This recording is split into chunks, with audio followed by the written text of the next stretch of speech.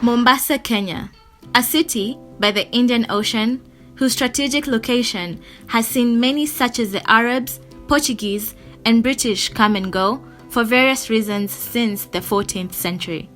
The main business? Slavery. It is also here where the descendants of freed slaves were settled after slavery was abolished in 1873 through the signing of the Freer Treaty. The descendants were settled in a town called frereTown, aptly named after Sir Bartle Frere, a colonial administrator who played a significant role in ending the slave trade. At the commencement of British colonization in 1920, it is estimated that frereTown hosted about 100,000 descendants of former freed slaves on 600 acres of land. Today, the narrative is different.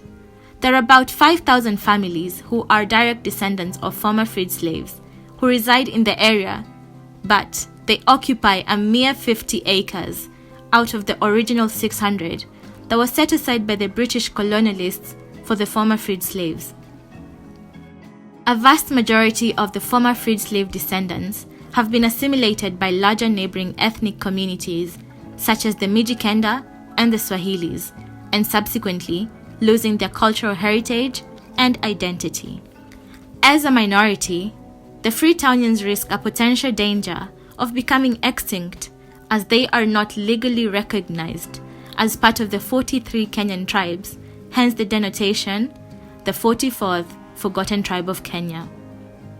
The history of frereTown may be vanishing, but there are a few structures that serve as reminders of the past. Still standing tall is a bell structure that was erected and used to sound warnings when Arab slave ships were seen approaching Mombasa Island.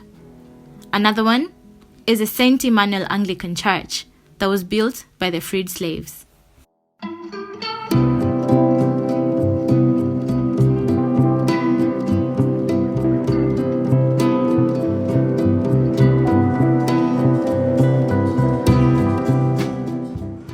Jina langu ni Price Uledi.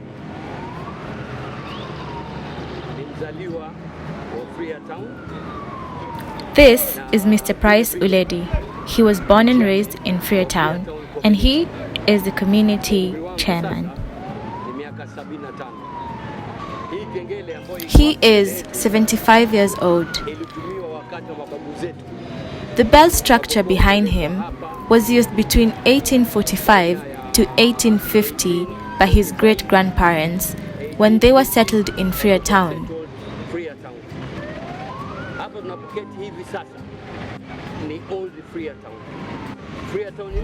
This is the old frereTown. The new frereTown is about 4 kilometers from here.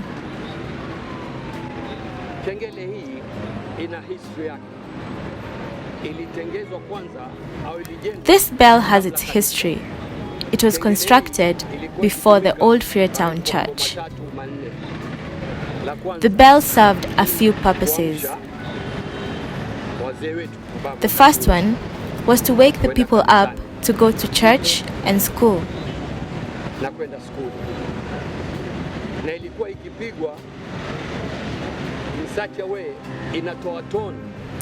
It used to be rung in such a way that every tone relayed a different message. For example, one tone would be used for church and another tone for school. It was also used as a sign to alert if a visitor or enemy entered the village.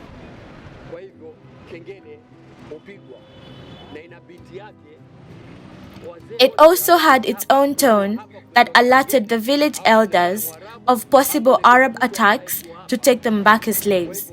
It therefore warned them to come armed.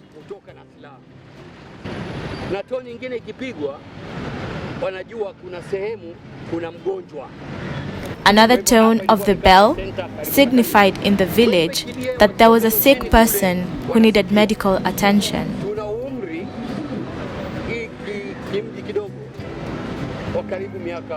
This little town is almost 200 years old. This park should serve as a historical center for our heritage, but it doesn't happen like that.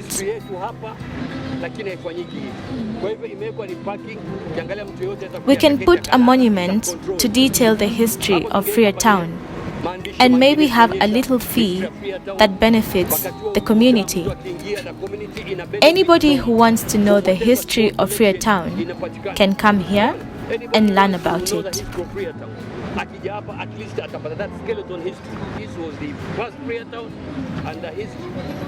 They can get a skeleton history that this was the first frereTown, rather than what it is looking like right now. The place is dirty and the bell is being misused.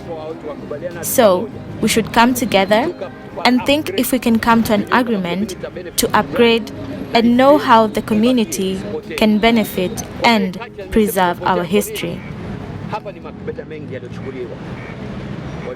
I say our culture is getting lost because many people who were captured along the East Coast were settled here.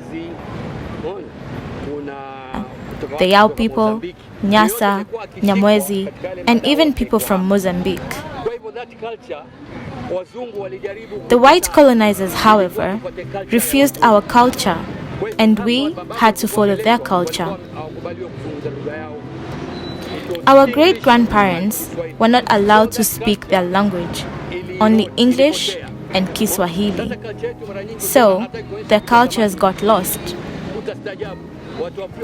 Even when I show you pictures from those days in the 1800s, you will see that the frereTown people were wearing three-piece suits that were unheard of in Kenya at that particular time. Even our tribal names were not allowed.